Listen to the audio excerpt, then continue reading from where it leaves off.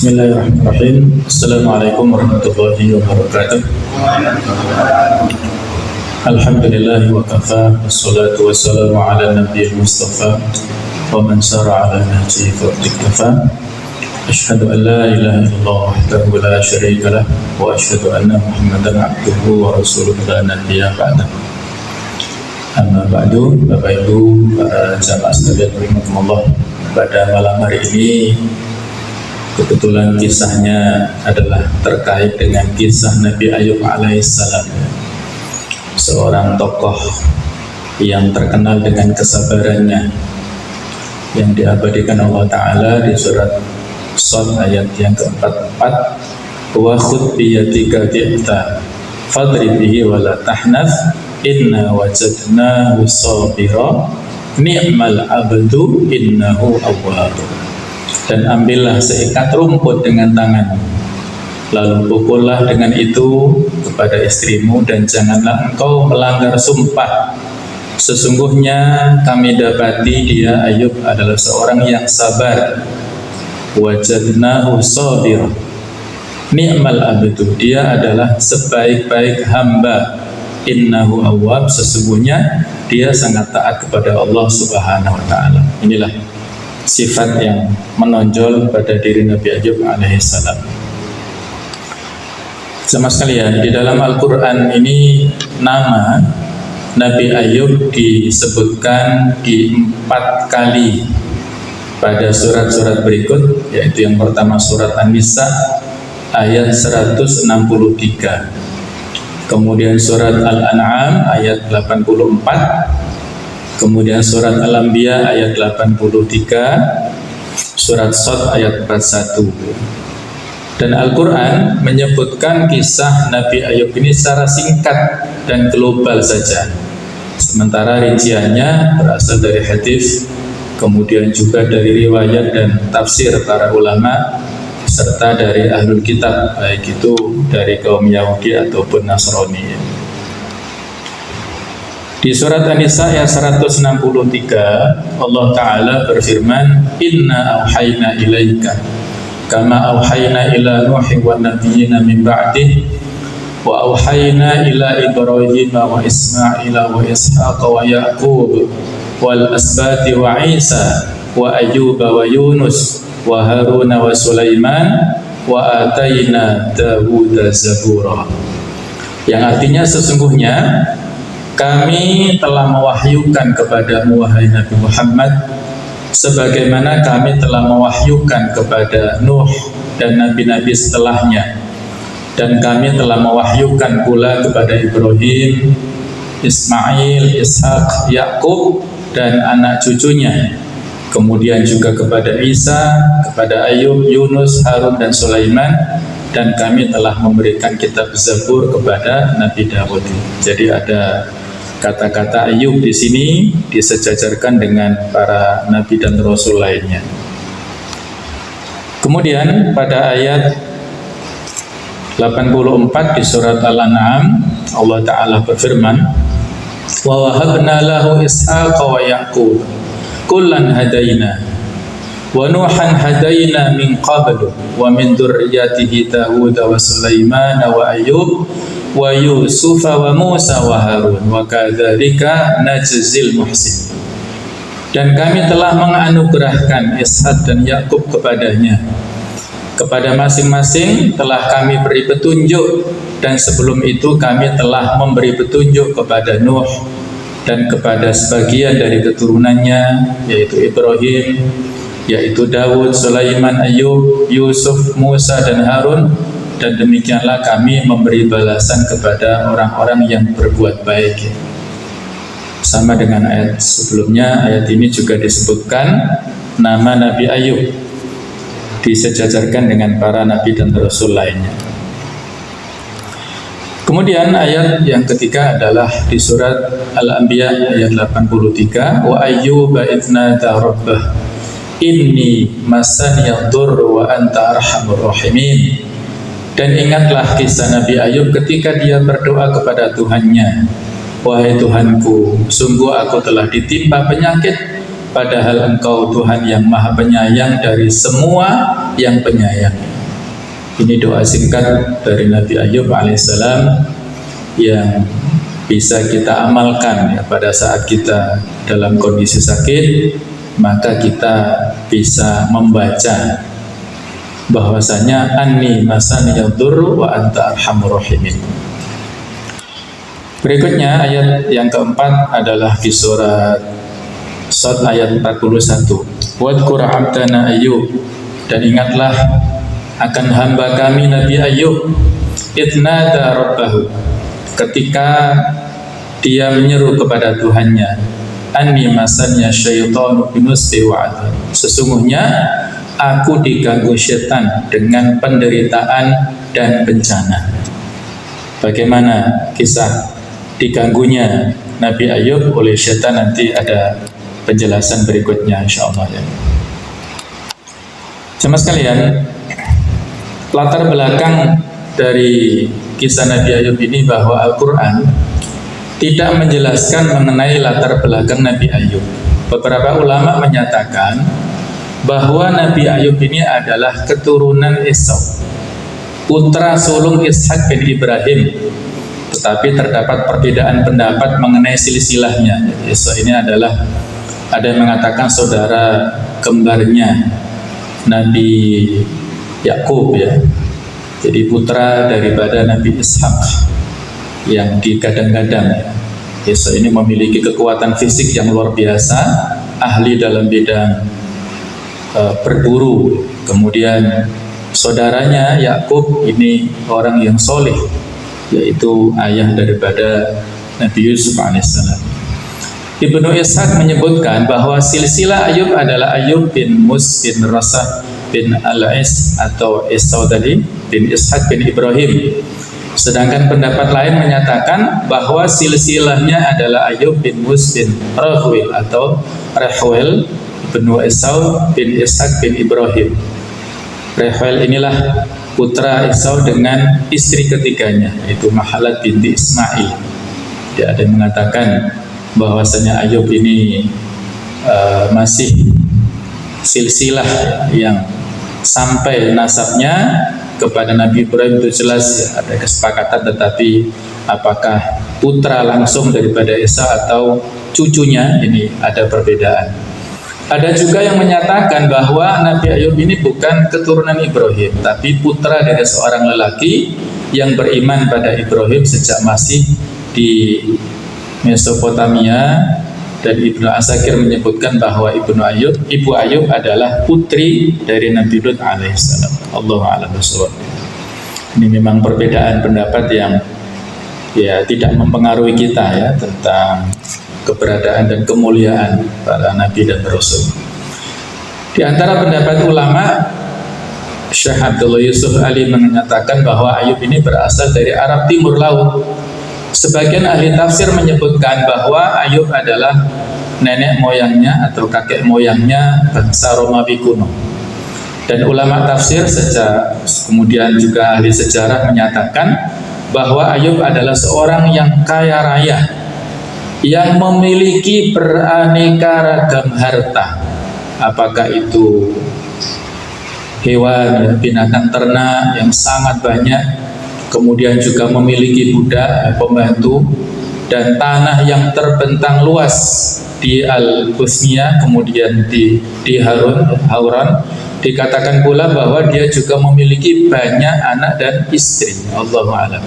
Sumber Alkitab menyebutkan bahwa Ayub memiliki 7.000 ekor kambing domba, 3.000 ekor unta, 500 pasang lembu, 500 keledai betina, dan budak-budak dalam jumlah yang sangat besar, menjadikan Ayub ini sebagai orang terkaya dari semua orang di sebelah timur pada saat itu.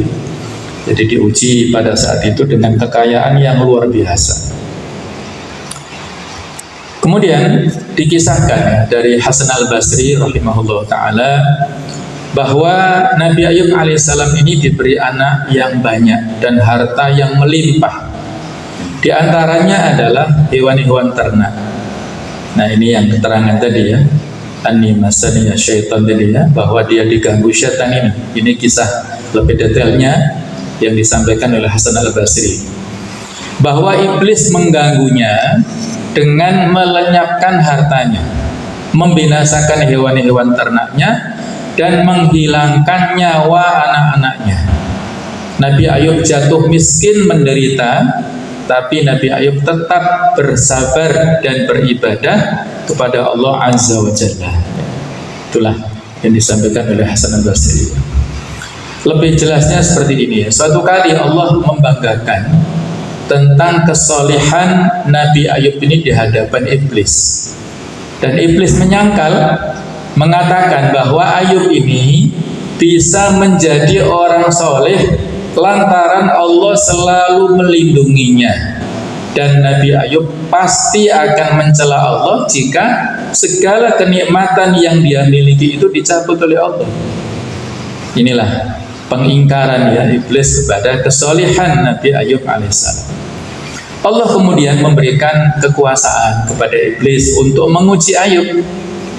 Setelahnya para pelayan Ayub datang dan mengabarkan kepada Nabi Ayub bahwa sebagian hewan-hewan ternaknya dijarah oleh sekelompok orang, sebagian lain mati disambar petir.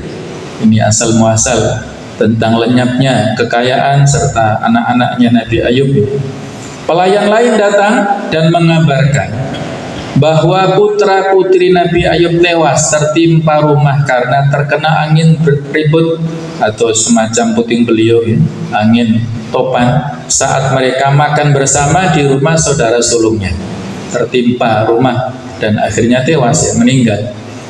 Maka Ayub berdiri dan mengoyak jubahnya, mencukur kepalanya, sujud menyembah Allah dan berseru, "Wahai Tuhan yang memberi, Tuhan yang mengambil, dan segala puji bagi Tuhan Allah yang memberi dan Allah yang mengambilnya." Ya, kalau dalam bahasa kita adalah kalimat istirja, inna lillahi wa inna ilaihi raji'un. Tapi saat itu belum terkenal ya kata-kata seperti itu. Setelahnya Allah kemudian kembali membanggakan Ayub di hadapan iblis lantaran kesolehannya, meski dia sudah ditimpa kesulitan. Iblis mengatakan bahwa Ayub pasti akan mencela Allah bila ujian itu menimpa daging dan tulangnya, menimpa fisiknya langsung. Kalau tadi menimpa anak-anaknya, menimpa harta bendanya, hilang semuanya, maka iblis menantang kalau ujian langsung kepada sakit fisiknya, dia pasti mencela Allah. Maka Allah kemudian memberikan kekuasaan kepada iblis untuk menguji Nabi Ayub lagi. Ayub kemudian menderita penyakit kulit yang merebak dari kepala sampai dengan kakinya. Sebagian ulama menyebutkan bahwa Ayub adalah orang yang pertama kali terkena penyakit seperti penyakit cacat. Terkait lamanya Nabi Ayub sakit, para ulama mengemukakan beberapa pendapat. Di antaranya 3 tahun, ada yang mengatakan 7 tahun, bahkan 18 tahun. Nabi Ayub menderita sakit yang sangat lama sehingga membuat orang-orang merasa jijik dan mengeluarkannya dari kawasan pemukiman warga. Sudah didatangkan banyak tabib, diobatkan kemana-mana, tetapi tidak ada yang cocok ya pada saat itu. Tidak ada yang sanggup memberikan pengobatan yang tepat kepada Nabi Ayub. Nabi Ayub diuji dalam derita tersebut bertahun-tahun. Sahabat Anas bin Malik mengatakan ujian Nabi Ayub selama 13 tahun. Lalu Nabi Ayub berdoa, menyeru pada Allah dengan sungguh, dan Allah memberikan mukjizat kepadanya, memberi kesembuhan dan harta serta anak kembali, ya, seperti termaktub dalam Al-Quran pada penjelasan nanti insyaallah. Meskipun Nabi Ayub dijauhi oleh orang-orang, disebutkan bahwa ada 2 saudaranya yang masih setia menjenguk Nabi Ayub ini. Salah satu dari mereka kemudian berkata bahwa Ayub telah melakukan dosa besar. Ini hanya analisa ya dari saudara-saudaranya. Sehingga Allah tidak menghilangkan penyakit itu. Saat mereka datang menjenguk, Ayub berkata, "Aku tidak tahu yang kamu katakan. Hanya saja Allah mengetahui bahwa aku pernah melewati dua orang laki-laki yang bertengkar. Lalu keduanya menyebut nama Allah. Kemudian aku pulang ke rumahku dan membayarkan kafarat untuk keduanya, karena aku tidak suka kedua orang itu menyebut nama Allah untuk yang tidak benar. Keduanya bersumpah untuk hal yang batil. Maka Nabi Ayub saat itu masih punya banyak harta, mengambil uangnya untuk dijadikan penebus atas sumpahnya orang tersebut ya. Dalam Alkitab disebutkan bahwa orang-orang yang menjenguk Ayub adalah tiga temannya, yaitu Alifas, Bildad, dan Zofar. Ketiganya bermaksud menyatakan bela sungkawa dan menghibur Ayub, tetapi pada akhirnya justru mendakwa Ayub telah melakukan dosa tersembunyi yang menyebabkan Allah murka dan menimpakan kesempitan pada Ayub, sehingga mereka mendesak agar Ayub mengakui dosanya dan bertobat.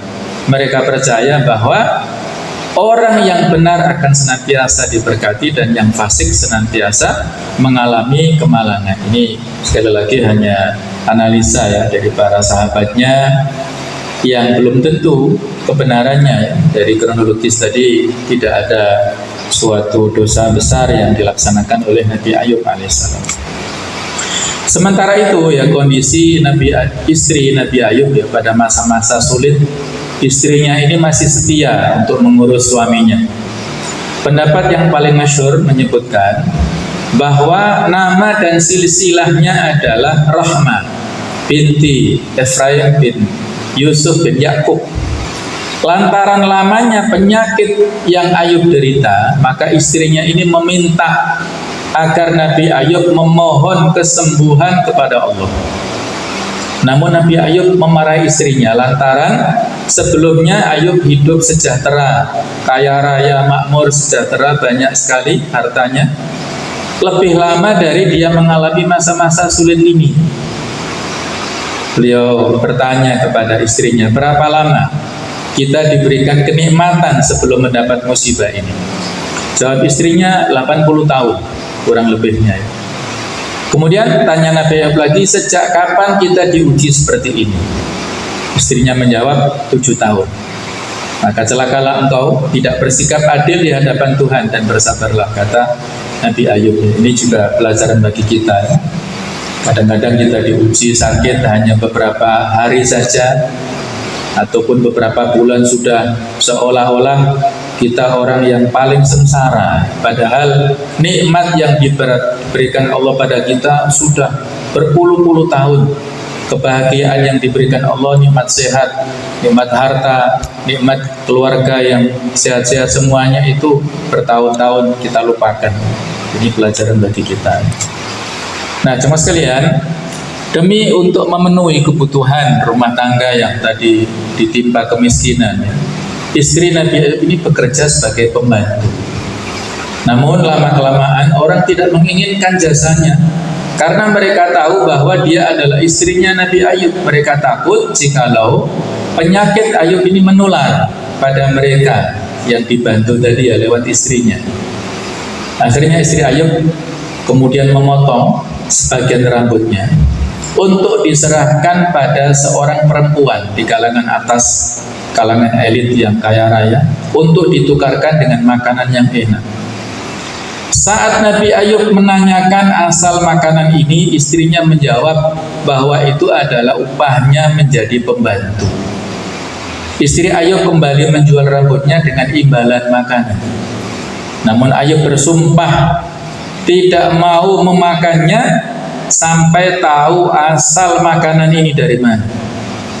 Karena kalau bekerja biasa imbalannya sedikit, makanannya pasti nggak bisa dibeli yang enak-enak itu ya. Sementara ini istrinya mendapatkan harta imbalan yang banyak dan bisa membeli makanan yang enak. Istri Ayub kemudian membuka kerudungnya dan terlihat bahwa kepalanya telah botak, telah hilang rambut-rambutnya, digunting, dijual. Nah, saat itulah ya Nabi Ayub tidak bisa menyembunyikan kemarahannya ya. Setelah melihat keadaan istrinya, Nabi Ayub bersumpah tanpa berpikir panjang. Ini ya sumpahnya Nabi Ayub ini ya. Dia akan mencambuk istrinya 100 kali. Nanti kalau sudah sehat, ya, akan memberikan sanksi pelajaran kepada istrinya, akan mencambuk sebanyak 100 kali. Sebagian pendapat menyebutkan bahwa sumpah Ayub itu didorong karena setan datang pada istrinya dalam wujud seorang tabib dan memberikan resep obat kepadanya. Istri Ayub datang menemui Ayub dan memberi tahu resep obatnya, tetapi Ayub yang mengetahui bahwa tabib tersebut adalah setan menjadi marah dan bersumpah akan mencambuk istrinya 100 kali. Riwayat lain menyebutkan bahwa suatu kali setan mendatangi istri Ayub dalam wujud manusia dan mengingatkan tentang masa-masa sejahtera Ayub dan istrinya dulu.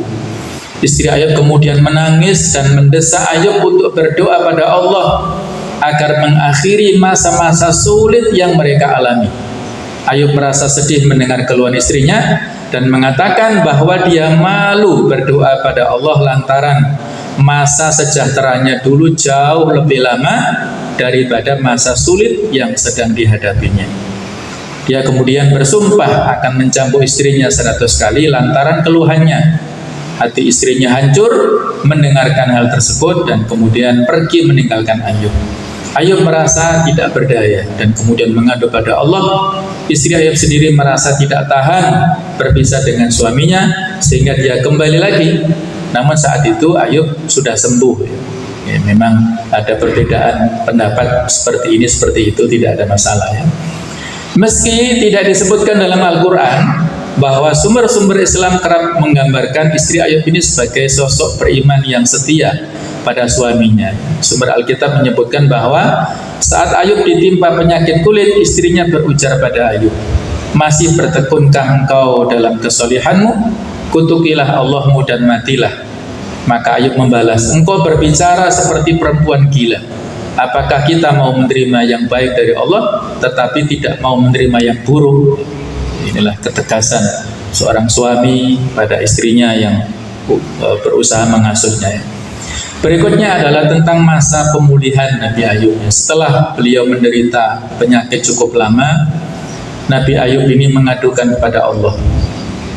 Yang sudah kita baca ayatnya tadi, yang artinya sungguh aku telah ditimpa penyakit pada Engkau Tuhan yang Maha Penyayang dari semua yang penyayang. Al-Anbiya ayat 83. Disebutkan bahwa setiap kali Ayub hendak buang hajat, istrinya memegang tangannya hingga selesai. Nah, suatu kali saat istrinya ini sedang pergi, Allah memberikan wahyu kepada Nabi Ayub ini. Urkud dirijlik, hadza muqtasalun baridu wasyrab. Wahai Nabi Ayub, hentakkanlah kakimu. Inilah air yang sejuk untuk mandi dan untuk minum. Surat Shad ayat 42. Ini wahyu dari Allah, asal muasal kesembuhan Nabi Ayub dari sini ya. Akhirnya Nabi Ayub mandi dan minum dengan air tersebut sehingga kesehatannya kembali, berangsur-angsur pulih. Nah, pada saat istrinya pulang menemui Nabi Ayub, dia tidak mengenali suaminya ini karena penampilannya telah berubah, sehingga bertanya, "Wahai hamba Allah, kemanakah orang yang tertimpa ujian yang biasanya ada di sini? Sepertinya ia telah dibawa pergi anjing atau serigala." Nah, jadi ini suudzon dari istrinya ya. Rupanya ya, ini Nabi Ayub menjawab, "Celaka engkau, aku ini Ayub, suamimu ya." Istrinya membalas, "Apakah engkau mengejekku wahai hamba Allah?" Ayub kembali menjawab, "Celakalah engkau, aku ini adalah Ayub. Sesungguhnya Allah telah mengembalikan kesempurnaan badanku." Ini disebutkan di tafsir Ibnu Katsir halaman 391 ya. Nah, Allah juga mengembalikan kekayaan Nabi Ayub dan melipat gandakannya.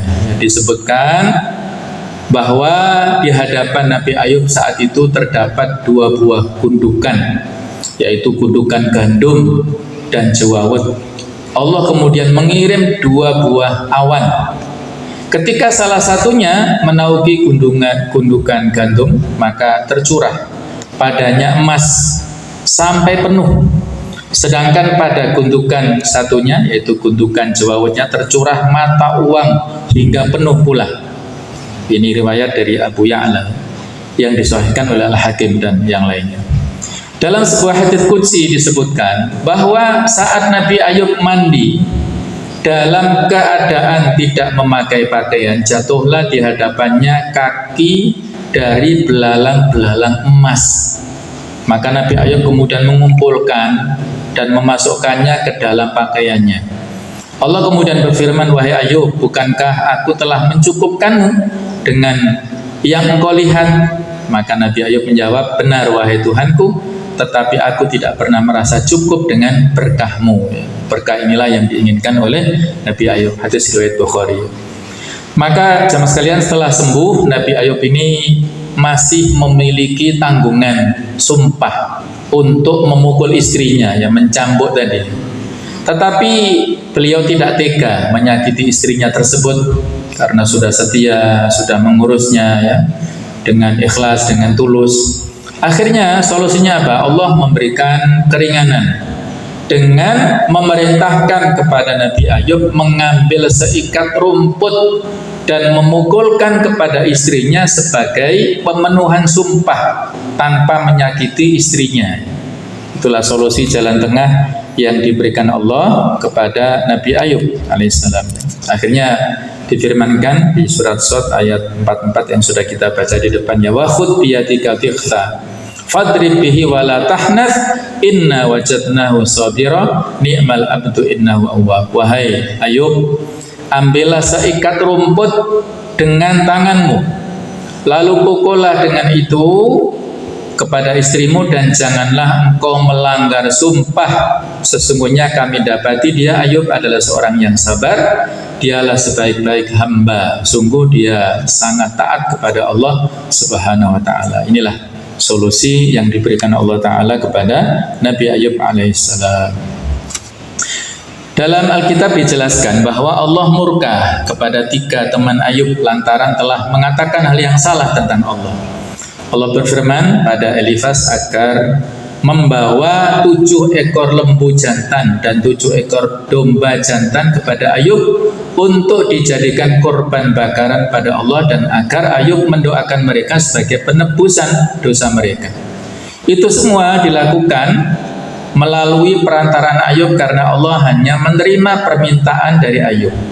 Mereka bertiga kemudian melakukan hal tersebut. Setelah mendoakan ketika temannya, keadaan Ayub kembali pulih dan Allah memberi ganti 2 kali lipat dari yang Ayub miliki dahulu. Setelah Ayub juga memiliki 7 putra dan 3 putri. 3 putrinya bernama Yamimah, Kezia, dan Karen Habuk. Disebutkan bahwa mereka bertiga adalah perempuan yang tercantik di seluruh negeri saat itu. Al-Quran tidak menyebutkan tentang kehidupan Nabi Ayub setelah sembuh. Ibnu Katsir menyebutkan bahwa Nabi Ayub ini berwasiat agar putra-putranya melanjutkan tugasnya dalam berdakwah. Disebutkan bahwa putranya bernama Haumal dan Bishr. Bishr ini kerap disamakan dengan Dzulkifli. Jemaah sekalian, tentang wafatnya Nabi Ayub alaihissalam, Alkitab menyebutkan bahwa setelah pulih Ayub ini hidup kurang lebih 140 tahun lagi sampai dia dapat melihat keturunannya yang keempat. Tapi sebagian ulama yang lainnya menyebutkan bahwa Nabi Ayub ini wafat lebih muda pada usia 93, meski ada yang mengatakan bahwa usianya lebih dari itu. Ada juga yang berpendapat bahwa Ayub ini hidup selama 70 tahun setelah sembuhnya. Jadi ada perbedaan usia wafatnya, dan ini sekali lagi tidak menjadi persoalan bagi kita. Ini kurang lebih tentang foto ataupun ya gambar ya tentang makam Nabi Ayub yang terletak di atas bukit di Salalah, kurang lebih 2020 km dari Muscat, Oman. Ini sebelah kiri adalah bekas tapak kakinya Nabi Ayub yang dipercaya. Jadi tapak kaki Nabi Ayub alaihissalam. Kemudian ini adalah makamnya Nabi Ayub alaihissalam. Allahu a'lam bishawab, yang sekarang sudah sering juga dikunjungi para penziarah ya. Allahu a'lam bishawab. Nah, jemaah sekalian, Al-Quran ini tidak menyebutkan bahwa Ayub ini berdakwah kepada kaum tertentu sebagaimana para rasul lainnya. Namun sebagian ulama menyebutkan bahwa Nabi Ayub ini berdakwah di Romawi dan berwasiat untuk melanjutkan tugas dakwahnya kepada putranya yang disebut Bishr tadi, yang dipanggil atau ada yang menyebutkan dia adalah sama dengan Dzulkifli. Ini disebutkan di tafsir Ibnu Katsir. Disebutkan bahwa pada hari kiamat kelak Allah menjadikan Nabi Ayub ini sebagai hujjah. Hujjah adalah artinya alasan bagi orang-orang yang mendapatkan ujian, mendapatkan cobaan, mendapatkan musibah. Maknanya adalah orang-orang di hari kiamat kelak tidak bisa beralasan bahwa mereka tidak bisa beribadah karena telah mendapatkan ujian berat dan penyakit. Buktinya apa? Lantaran dulu Nabi Ayub juga sama, ditimpa ujian dan penyakit yang sangat berat sedemikian rupa, tetapi tetap beribadah kepada Allah Ta'ala. Jadi ini sebagai hujjah, sebagai alasan yang memberatkan kepada orang-orang yang diberikan ujian di dunia, terutama ujian sakit. Ini memang Allah Ta'ala ya memberikan ujian kepada siapapun, kepada seorang muslim, rasa sakit, baik sakit ringan, sakit sedang, sakit berat, itu adalah ujian yang bisa ditimpa oleh Allah kepada siapapun ya. Maka wajib untuk bersabar sebagaimana sabarnya Nabi Ayub alaihissalam. Inilah berkah kesabaran yang dimiliki Nabi Ayub. Beliau dikatakan ya, wa wahabna lahu ahlahu wa mithlahum ma'ahum rahmatan minna wa dzikra liulil albab. Dan kami anugerahkan dia dengan mengumpulkan kembali keluarganya, dan kami lipat gandakan jumlah mereka sebagai rahmat dari kami dan pelajaran bagi orang-orang yang berpikiran sehat. Tidak dijelaskan bagaimana prosesnya. Ada sebagian ulama proses kembalinya keluarganya, terutama anak-anaknya, ya itu ada yang mengatakan dihidupkan kembali, itu adalah kuasa Allah Ta'ala, tidak ada yang bisa menghalanginya. Dan ada yang mengatakan adalah terlahir dari istrinya kembali anak-anak yang tidak kalah tampannya, tidak kalah cantiknya dengan anak-anak sebelumnya yang telah meninggal dunia. Allah a'lam bishawab. Tetapi yang jelas Allah melipat gandakan di sini. Wa mithlahum ma'ahum rahmah ya. Jadi kami lipat gandakan jumlah mereka sebagai rahmat, kasih sayang dari Allah Ta'ala, serta pelajaran bagi orang yang berpikiran sehat ya. Nah, cuma sekalian, ada banyak pelajaran yang bisa kita ambil dari kisah Nabi Ayub alaihissalam. Kita sebutkan 5 saja di sini ya. Yang pertama adalah pelajaran untuk kita semuanya adalah bahwa beliau selalu bersyukur dan taat kepada Allah di kala kaya maupun miskin. Kadang-kadang banyak di antara kita ya, umat manusia khususnya umat muslim ini ya, pada saat diberikan ujian Allah Ta'ala berupa kemelaratan ataupun berupa sesuatu yang menyedihkan, itu takarubnya kepada Allah luar biasa. Pada saat dia miskin, pada saat dia dalam kondisi yang sangat-sangat terbatas, ibadahnya luar biasa. Tilawah Qur'annya kenceng, kemudian zikirnya semangat, dan takarubnya pada Allah luar biasa ya. Tapi banyak di antara kita yang pada saat diuji oleh Allah Ta'ala dengan kekayaan lupa ya. Kalau yang terkenal di antara sahabat Nabi yang bernama Tha'labah, tapi para ulama sebenarnya belum sepakat ya tentang kisah ini ya. Ya, kisah ini diinspirasi dari Qarun. Kalau Qarun sudah tidak ada masalah, artinya para ulama sepakat terjadi pada Qarun saat miskin, ibadahnya rajin, saat kaya lupa, kufur kepada nikmat, itu jelas tidak ada khilaf di antara ulama. Tapi kalau sahabat Nabi Tha'labah yang pada saat masih miskin semangat untuk beribadah, sholat jamaah dan lain-lain, tetapi ketika sudah kaya raya mengurus hartanya dan lupa masjid dan sebagainya. Ini para ulama berbeda pendapat, karena dia adalah seorang sahabat, dan seorang sahabat tentunya memiliki keimanan yang luar biasa ya.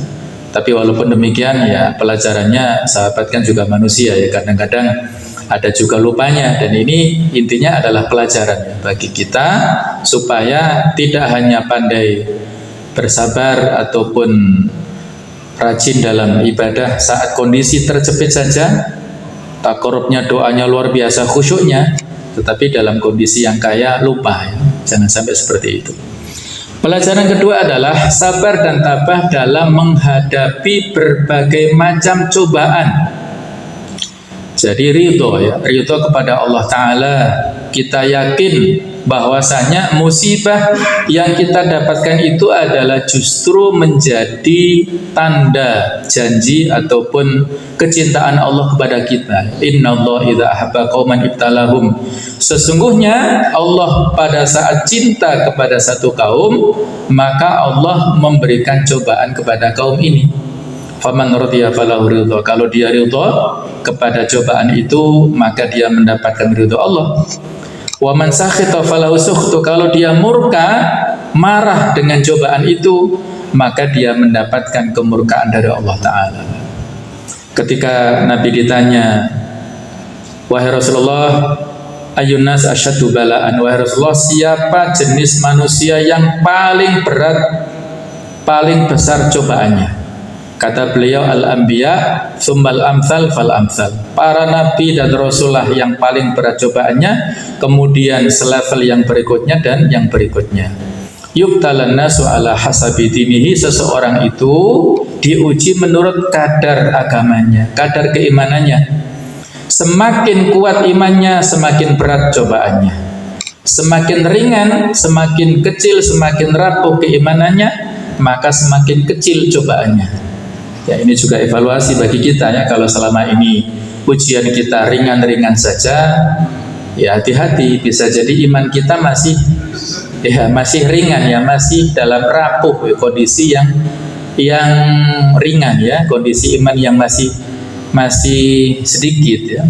Tapi kalau selama ini kita mendapatkan ujian cobaan yang banyak, ujian harta kita, ujian rezeki kita, ujian anak kita, ujian istri kita, ujian semuanya, macam-macam banyak sekali, maka kita berhusnudzon, bisa jadi itu adalah karena iman kita yang kuat ya.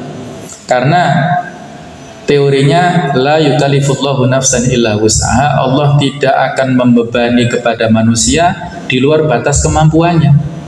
Kalau kita diberikan cobaan yang kuat, berarti kita yakin kita mampu untuk menghadapinya ya. Terutama ujian sakit ya. Ujian sakit ini ya kadang-kadang ya sering sekali kita lupa, padahal di sana banyak sekali ya hikmahnya ya. Orang yang sakit ini didatangi oleh 4 malaikat yang masing-masing memiliki misi yang berbeda-beda ya. Malaikat pertama diutus untuk mencabut kekuatannya, sehingga orang sakit ini menjadi lemas ya, nggak punya daya kekuatan, sukanya tidur berbaring istirahat saja ya. Kemudian malaikat kedua itu diutus untuk menghilangkan kenikmatan makan minumnya. Yang sebelumnya suka makan, suka minum, kalau sakit nggak selera, sehingga berat badannya turun. Saya ini turun 5 kilo ya, walaupun sakit sebentar ya. Jadi turun ya selera makannya, sehingga ini misi daripada malaikat kedua. Yang ketiga, diperintahkan untuk menghilangkan sinar wajahnya, sehingga yang seger itu hilang, menjadi pucat. Orang yang sakit pucat pasi. Nah, yang keempat ini ya menjadi berita gembira. Malaikat diperintahkan untuk menghapuskan dosa-dosanya. Insyaallah ya, dosa-dosa kecil hilang. Kalau dosa besar harus dengan taubat, dengan istighfar ya. Dosa-dosa kecil ini terkafarah, hilang, terkikis oleh kesabaran kita pada saat sakit. Nah, pada saat orang yang sakit ini berangsur-angsur sembuh, malaikat kembali mendapatkan misi. Malaikat pertama disuruh mengembalikan kekuatannya sehingga orang sakit ini berangsur-angsur pulih kesehatannya dan kekuatan, bisa jalan, bisa aktivitas ya. Malaikat kedua diperintahkan untuk mengembalikan selera makan minumnya, sehingga biasanya orang yang habis sakit makan banyak Pak ya, marui kata orang Jawa ya. Jadi selera makannya lahap luar biasa. Yang ketiga, mengembalikan cahaya wajahnya sehingga yang pucat kembali seger ya. Tetapi yang keempat, bukan disuruh untuk mengembalikan dosanya, bukan ya. Tapi dosanya hilang, tetap hilang ya. Dosa-dosanya hilang dan insya Allah itu adalah menjadi berita gembira. Sehingga kalau kita menjenguk orang sakit, di antara doanya la ba'sa tahur ya, enggak apa-apa. Itu adalah sebagai kafarat, penghapus dosa-dosa, tahur ya, sebagai pensuci pada dosa-dosamu. Maka harus ya, kalau orang dulu ya pada zaman Nabi itu kan walaupun beliau menghadapi musibah, alhamdulillah ala kulli hal, itu ucapan kalau kita dapat musibah, ucapan sebagai wujud ridho. Kalau kita mendapatkan nikmat, kita ucapkan alhamdulillahilladzi bi ni'matihi tatimmus shalihat. Nah, jadi masing-masing sama hamdalahnya ya. Kalau hamdalah ini wujud ridhonya, wujud kesabarannya. Kalau hamdalah yang ini adalah wujud rasa syukurnya atas nikmat Allah Ta'ala. Pelajaran ketiga adalah selalu berserah diri dan berdoa kepada Allah semata, bertawakal. Allah yang memberikan, Allah yang cabutnya, nggak ada masalah ya. Semua tentang ajal kita, rezeki kita, amal kita, kebahagiaan, kemelaratan sudah tertulis di Lauhul Mahfuz dan sudah diberikan oleh malaikat pada saat kita berusia 4 bulan di perut ibu kita masing-masing dulu. 4 ketentuan itu sudah tertulis untuk kita semuanya. Maka tidak ada hal yang perlu untuk kita marah ya, ataupun mengeluh atas segala musibah tersebut. Tawakal, totalitas kita berdoa, tawakal kepada Allah. Nah, yang keempat adalah di antara pelajaran Nabi Ayub adalah menepati janji atau sumpah yang pernah diucapkan meskipun berat ya. Jadi kita tahu kisahnya, karena spontanitas emosi dari seorang Ayub ini ketika melihat istrinya melakukan ya penyimpangan dengan menjual rambutnya untuk imbalan makanan tadi, dia marah. Dan riwayat lainnya karena godaan syaitan tadi ya. Jadi marah dan spontanitas mengucapkan sumpah, maka harus diucapkan, harus dipenuhi ya, sumpah tersebut walaupun berat, tetapi Allah memberikan solusi, yaitu dengan rumput tadi ya. Yang terakhir, yang kelima adalah ikhlas dalam menghadapi kehilangan, karena sesungguhnya semua adalah milik Allah ya. Sama sekalian ya, kalau kita mendapat musibah kemudian kita menggerutu, tidak ridho, itu akan datang musibah kedua, ketiga, keempat dan seterusnya. Ketika kita tidak siap, tidak ridho dengan ujian, dengan musibah yang kita dapatkan, maka akan datang musibah kedua, musibah ketiga dan seterusnya. Jadi nggak ada manfaatnya pada saat kita mendapatkan musibah kemudian menggerutu dan mengungkapkan ekspresi kekecewaan, protes pada Allah, nggak ada manfaatnya. Dulu ada keluarga, istri dan anak-anaknya, ketika suaminya meninggal itu sampai sebagai wujud niyaha. Niyaha itu protes ya, menangis meratapi kematian. Itu mendirikan kemah di samping kuburan. Di samping kuburan suaminya yang meninggal itu didirikan kemah berbulan-bulan. Nggak ada manfaatnya. Masa suaminya mau hidup kembali dengan pocongnya? Malah menakutkan ya. Jadi nggak ada manfaatnya ya. Semua sudah ridho. Setiap yang bernyawa itu pasti meninggal kapanpun ya. Kita harus siap kapan dipanggil Allah Ta'ala ya. Inilah 5 pelajaran, mudah-mudahan bisa kita amalkan dalam kehidupan sehari-hari ya. Mudah-mudahan Allah Ta'ala memberikan keikhlasan, ridho pada kita semuanya atas segala takdir yang diberikan pada kita, dan semua harus kita yakini al khairu ma qadarahullah. Yang terbaik adalah yang ditakdirkan Allah pada kita ya. Subhanakallahumma wa bihamdik, asyhadu an la ilaha illa anta, astaghfiruka wa atubu ilaik. Wassalamualaikum warahmatullahi wabarakatuh.